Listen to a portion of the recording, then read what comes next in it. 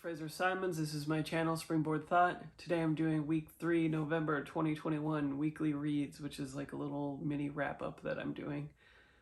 Before I only did monthly wrap-ups. I think I still will do a monthly wrap-up as well, just because I think it'd be interesting if my thoughts change from, let's say, the first week in November to the wrap-up. But we'll see how much energy I have and what ends up happening. This week I read 13 books. A couple of them, again, are graphic novels. And again, I'm proceeding with Nonfiction November and Indigathon, though Indigathon more than Nonfiction November these days because I had a little windfall of Libby stuff come in, as well as the library. And so my nonfiction has sort of been pumped to the back, but I still have read more nonfiction than I usually have in a week. Because I usually don't read any. The first book that I've read is 9 Perfect Strangers. I rated this 2 stars out of 5. If you recall, I rated Apples Never Fall 5 out of 5. I thought she had a lot of potential, wanted to check out another book. I have Big Little Lies as well, so this will be the tiebreaker book, I guess, when I get to that. This book is about 9 strangers that sort of go to a holistic center to get right with themselves in various ways. Some of them have been traumatized, some of them are just suffering a malaise, and some of them are going through some stuff. They are subjected to a very weird regimen or routine developed like something that maybe somebody in the 70s would have created. It doesn't take into account consent by the actual people, and kind of explores what I suspect would be a real world sort of cultish figure. I'm not 100% on that, but it seems like that would be the case. And it spends a inordinate amount of time in a sort of locked room but no mysteries type scenario where there's a specific objective that they need to obtain, which is simple in retrospect, but difficult because they have been subjected to this routine that I won't spoil. And so much of the book takes place in this one room, like 60% I would say, that it got very boring. The pacing was very off. Though her signature sort of distinct character voices were there and personalities were pretty well realized, the drama and the dynamics just weren't interesting to me, and the setup barely kind of caught me. Next, I read Tilly and the Crazy Eights by Monique Gray Smith. This is a Canadian Indigenous book.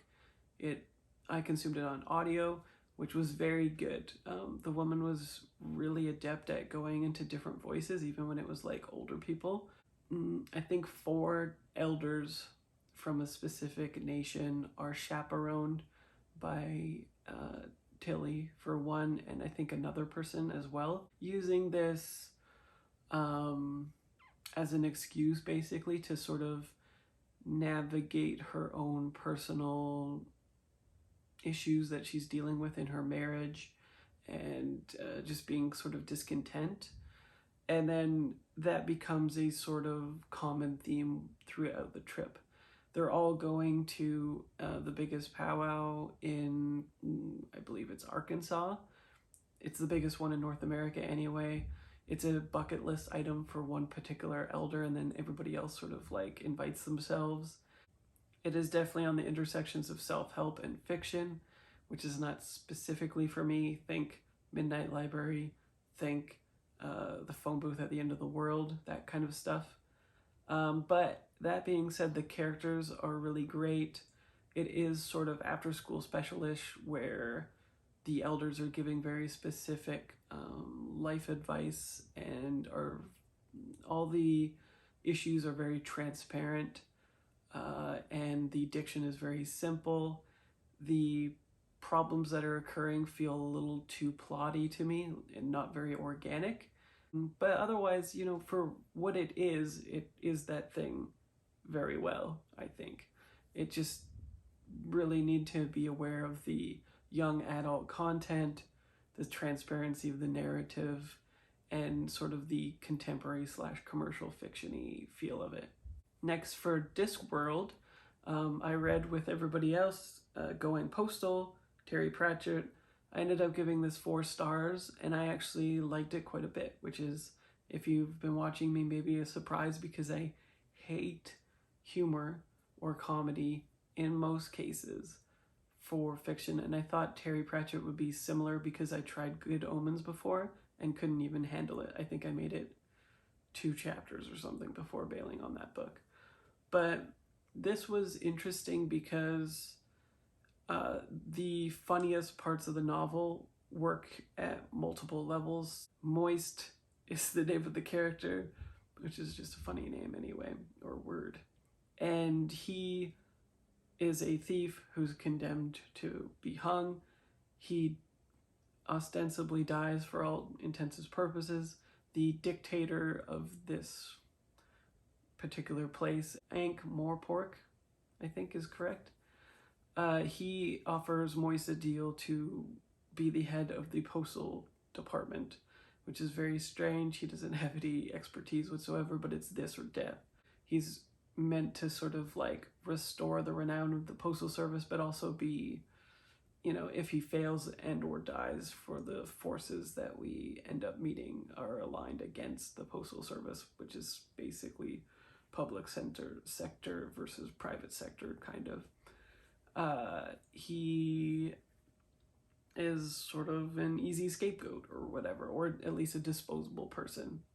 And it draws on like mythological stuff where there's like a sort of prophecy that he has to overcome when he is being inducted into the Postal Society. It's pretty funny because he has to sort of go through a literalization of the neither rain, sleet, or hail type thing.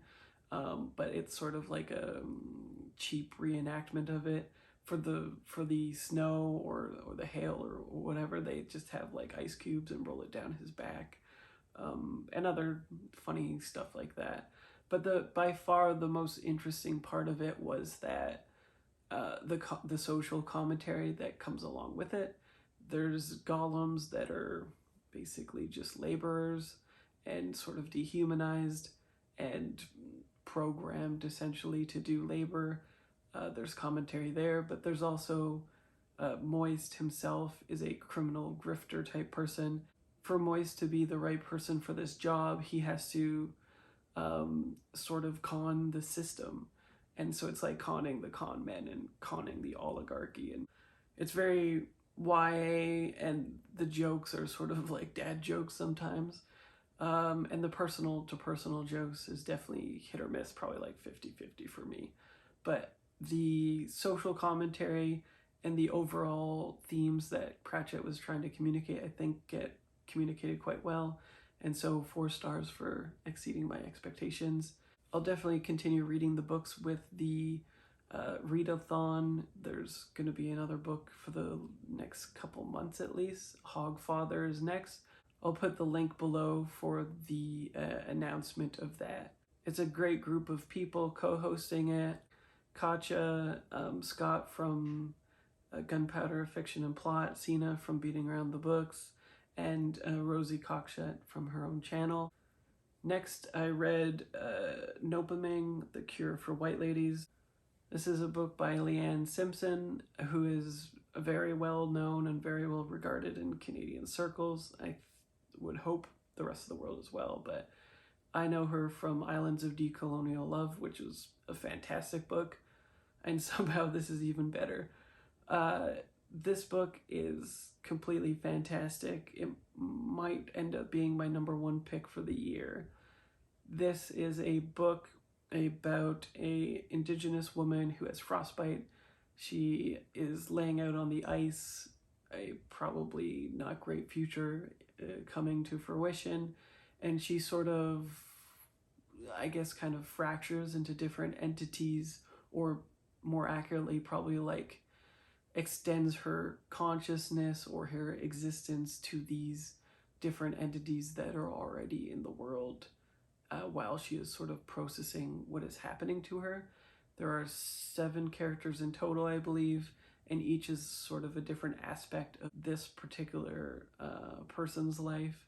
It is perhaps the most non-Western centric lens for a story that I've ever experienced. It is not really concerned with a particular character arc or structure, yet it is beautifully rendered, and I think while intricate and difficult to unpack or fully comprehend, especially for people who don't speak Ojibwe, I believe it is, these terms are still accessible online, and you can Google them as you go. But it makes it pretty eminently rereadable in my mind, and the things that it communicates about Indigenous culture feel very like prescient. It communicates systemic issues about Canada and its relation to Indigenous culture, as well as the culture being a counter-narrative to the Western-centric eye. The value proposition for the book is very interesting to me because some pages will only have one sentence on them, yet when I was reading them, and I'm glad I didn't consume it on audio for this, I ended up really liking sort of the pacing mechanism of it, because you'd read the sentence and sort of scan down the pages to see if there's more words to consume, and in that moment you're taking a sort of, involuntary breath, and when you get to the next page there's an automatic sort of a cadence being invoked, even though it usually switches between one character to the next when it's doing so. And I just found that really lovely and moving. It puts this particular emphasis, obviously, on that one sentence. It makes you think about that one sentence and break it down more so, and sort of dwell in that moment or that specific meaning.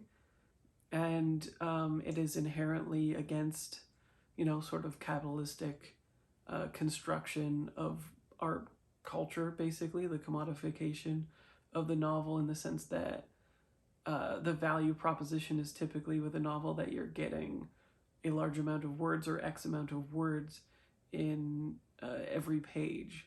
And so it just feels quite different and unconventional in that way. I also really like that it makes it very clear that humanity is a natural creation and belongs in nature, and we're often going against it. Sina is going to be reading this in a bit, and so I'm very excited to join her in consuming it again. I think the second go will make me able to focus on the story craft a little bit more, so I'm excited for that. Next, I read the second issue of A Girl Called Echo, Red River Resistance. It doesn't have to do all of the setup that the first one did, which the first one was pretty much all setup. I rated this 4 out of 5 stars because it really takes what it was established and runs with it. There's more impact for Echo when she's consuming Métis culture, and there's a lot more of that historical context. It goes into how the Métis were essentially bargaining in good faith with the Canadian government, maintaining that they had land status where they were, and the government completely used every means that they had to both ignore the Métis people and displace them violently. She also makes a friend at school. It was just great. I'm looking forward to the 3rd and the 4th books. Next, I read Flight of the Hummingbird, A Parable for the Environment by Michael Nicole Yagelness. I hope that's pronounced correctly. This is a pretty famous Canadian illustrator. He was paired with 2 very big hitters. For one, the Dalai Lama, and he was the one who was illustrating this in particular. But he also has a section at the end of the book where he talks about what the parable means to him. This is very short. His art is phenomenal in this. I highly recommend checking it out. Very low barrier to entry with these small amount of page count. It doesn't particularly say anything super new if you know about the Parable of the Hummingbird, of course, but at the time when it was published I could see why, it was a big deal. It basically put environmentalism sort of back on the map. The Dalai Lama spoke up about environmentalism paired with indigenous people, so it was a big deal. Next, I read The Anthropocene Unconscious, Climate Catastrophe in Contemporary Culture by Mark Bold. I gave this 4 stars. For a nonfiction book, this is very conversational and accessible. Sometimes it's very funny. The only thing I didn't really like is at the end of each chapter, he sort of, instead of allowing for a segue, he sort of introduces the next chapter at the end of the last one. Like he'll say, well, now that we have talked about contemporary literature, let us turn our eyes onto X new subject. And I was like, well, we already know that, right? You can just look at the next chapter and start talking about it. It would be a much more effective segue. But essentially what he was trying to get across, as far as I can see in this book, he was trying to communicate that on an unconscious level, all the art, or at least a lot of it, that we are consuming already has an underlying tension, anxiety about the climate crisis, and sort of breaks that into different aspects of culture only through media and literature. He does so with literary fiction, Duck's Newburyport, and with a whole bunch of other books, the Karlstrom ones, the one where it's a biography. He talks about Updike a bunch, and then he goes into contemporary literature, and then he goes into movies and media. I found the sections to be quite good at the point that they were making, and also, again, very entertaining in a way that I didn't expect. I thought it would be a lot more academic because the other verso books that I was consuming were very much coached in academic verbiage and diction, and it made it, sometimes a little bit inaccessible and a slog. And I will say he spoils the shit out of absolutely everything that he analyzes, so, be aware of that. One of his main interesting points is that a lot of literature critiques, and even people writing in climate fiction, what we now call climate fiction, are sort of the stance of shit or get off the pot, sort of, for when they speak about climate fiction, because they don't think a lot of fiction is specifically about climate change. And the funny thing about it is he goes into that particular Indian author's, a very predominant one, bibliography, and illustrates basically how all of his books, if anything could be considered climate fiction, are his books, because all of the themes, all of the visualization, all of the most potent aspects of that person's bibliography are steeped in climate change, or climate effect, or the conversation around climate. And so he sort of is poking fun at the fact that the general intellect has been aware of climate fiction and the problems with climate change for a very long time.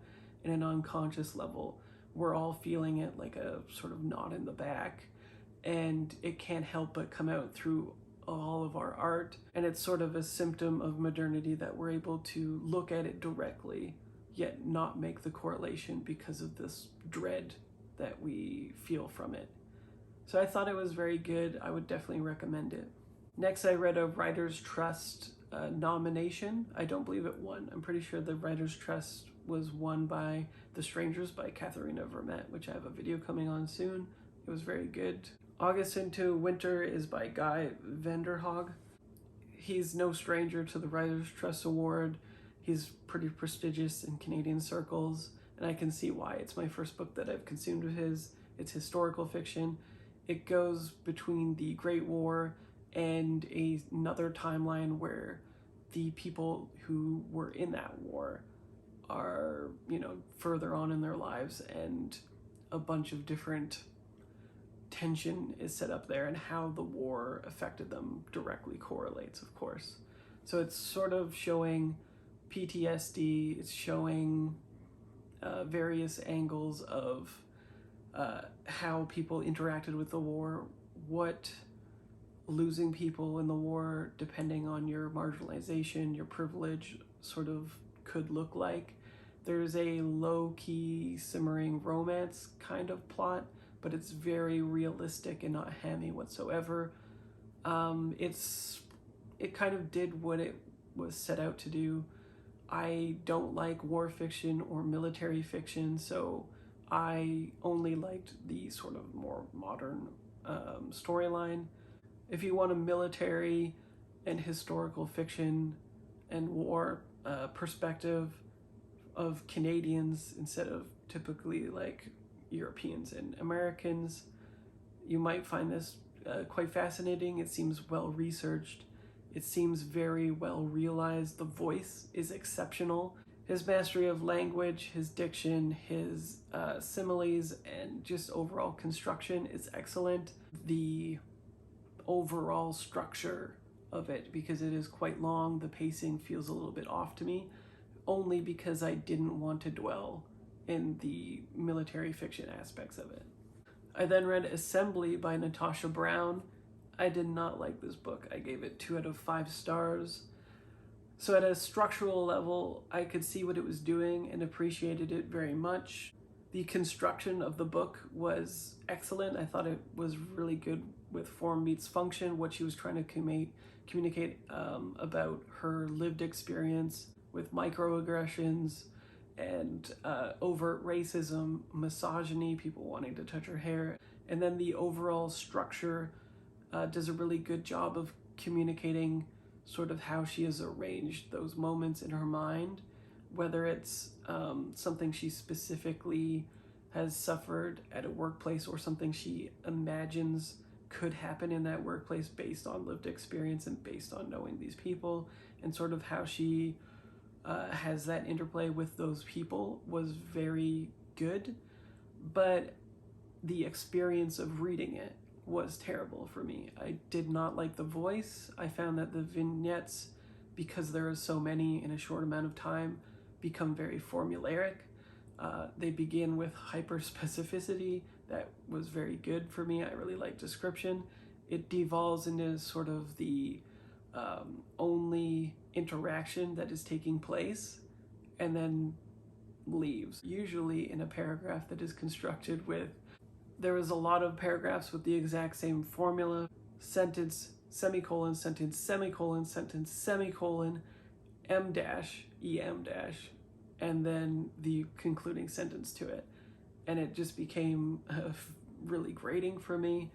I thought that eventually what the fiction became like for me was a sort of puzzle piece where she was fitting in the particular experiences that she is recalling, and the people who are displaying those didn't feel particularly real. Maybe the most accentuated solipsism that I've ever even consumed, because the vignettes are so short. You only typically get to know the particular character by the particular affront that they are doing to her, basically. Some of the interactions are given more page count than others, but overall it felt very workmanlike in the sense that she was plotless. It felt very like transparently constructed. You do get a sense of her own frustration as she's going through these, multiple vignettes, and the fact that her reaction is to being diagnosed with cancer is what it is in the book was completely fascinating to me, but not explored. What I likened to in my Goodreads was just that every vignette ended up feeling like we were being shown a nail from a different angle. Here's a nail, here's a nail, here's a nail, here's a nail, with no even hint of a hammer until that diagnosis comes around and the hammer is never used, and then it's over. I then read Carpe Fin Haida manga by Michael Yagonas, which is the same illustrator that I just talked about. And this is another sort of Canadian staple, I guess. It is the prequel to Red that I talked about last week or the week before. And this makes a lot more sense in the just because it's not constructed in the same way that Red was, where you would need to rip up the book and place it as a mural in order to make sense of everything. It's a pretty straightforward story. It is amazing just consuming this kind of art again. The paneling was a lot more straightforward, probably because it wasn't meant to be constructed like Red. But apparently this also is a mural that is a permanent installation in Seattle, so you could go look at it that way too.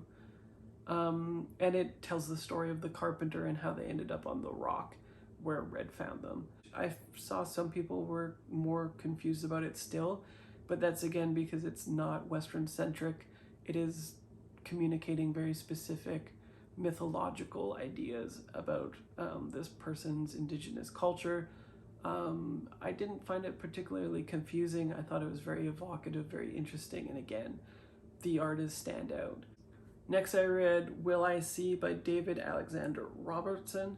I gave this 4 out of 5 stars. This is a comic book or graphic novel, and this was great, although quite heavy. It is about a young girl who is indigenous, has a pet cat. Well, at the beginning of the novel, she finds a cat, and the cat leads her to these different sort of found objects. And what we begin to realize is it's a story about missing indigenous women and sort of how nobody is caring about this. This was, again, a few years ago when this was put into the public conscious a little bit more. And it is about reclaiming agency. I thought it did a lot with the short space that it had. The paneling was good.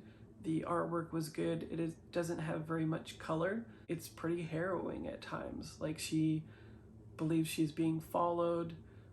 Is she or isn't she? And she's constantly finding these found objects that sort of signal that where she has been treading, other indigenous women have come and been taken. So it's definitely like low-key horror as well, so be aware of that. But I thought it was really good. Next I read Halfbreed by Maria Campbell. This I consumed on audio, which she narrated herself, I believe. I don't think she should have narrated it. That was the biggest problem that I had with it. I still gave it 4 stars. I thought it was very informative, very interesting. She has been through a lot of stuff that would have absolutely destroyed other people, but came through it, so it's exceptionally inspirational in a non-self-help, transparent kind of way. It's transparent in the way that she is matter-of-fact about all of the things that she came out, but it's not a gesture at manipulating things emotionally, which we will get to in a book or two. But it also, in the same way that authors, when they narrate their stuff, feel very emotionless, even when they're trying to write something that evokes emotion, comes through. So there's like a dissonance in the text and the voice. I would have preferred to consume this had I known that on physical copy, and then it might have even been a 5-star, I'm not too sure. But as memoirs go, I thought it was excellent. I was glad that this story came out and was re-elucidated with her being sexually assaulted by a police officer, which was amended or censored before by a publisher, which is quite problematic. But I thought that how she came to have agency in her life and the things that she specifically went through, situated in the time period that it happened, as well as when it came out in Canada, is really significant, because there's the illusion the Canadians have that all of this took place so long ago, whereas this woman is still alive. This is her memoir, and not so long ago all of this stuff was happening. She's scathing in her remarks of Canadian cities that receive band money but don't support actual band members, and casual racism. Lethbridge is mentioned a few times, which yeah. And overall, yeah, just a really great experience, and I definitely would recommend it. And thanks to Sean the Book Maniac for pointing me to it. I saw it on his TBR. Next, I read Will by Will Smith, which is a 3 out of 5-star book for me. This is the last book that I read. I just finished this book today, and I have some thoughts on it. First of all, Will Smith, in his own book, talks about how he went about becoming a movie star. He applied a very formulaic thing that he came up with his best friend. He broke down the highest grossing movies, what components they had, and then specifically went after those parts and had a very big hot streak doing that. This book feels intentionally constructed in a similar way. I wouldn't be surprised if he worked with the other memoirist and other people to see what the best memoirs were rated and then recreate that formula, because it opens right away with him being very vulnerable and very moving, and then slowly moving away from that. So it felt a lot like, okay, establish trust, and then establish the themes that he wanted to go for, and then sort of drive towards those while not really acknowledging any kind of reckoning or any kind of accountability for his sometimes extremely disturbing actions. And there is reasons for that. I mean, black excellence in Hollywood, negotiating any kind of environment, let alone LA and Philadelphia as a black person.